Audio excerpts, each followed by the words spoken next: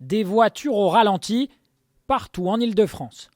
Le nombre est historique, jusqu'à 1013 km de bouchons atteints en fin d'après-midi. Un record illustré ici au péage de Saint-Arnoux dans les Yvelines et de Villabé dans l'Essonne, où les files de voitures semblent interminables. Le périphérique parisien, lui aussi, est fortement perturbé, comme le montrent ces images tournées par notre journaliste, piégés comme des milliers d'automobilistes.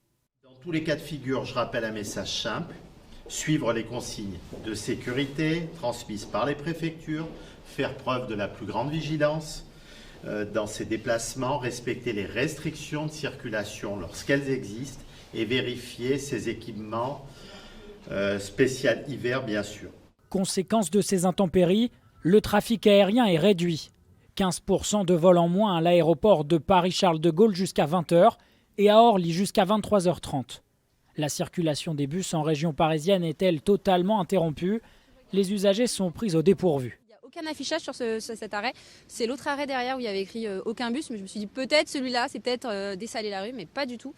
Donc ouais, assez compliqué la communication. Au moins qu'ils nous mettent des pancartes en disant arrêt de bus, n'attendez pas, il n'y a plus de bus. La neige a tapissé aussi l'ouest de la France plus tôt dans la journée, comme ici en Seine-Maritime, où le trafic a été fortement perturbé.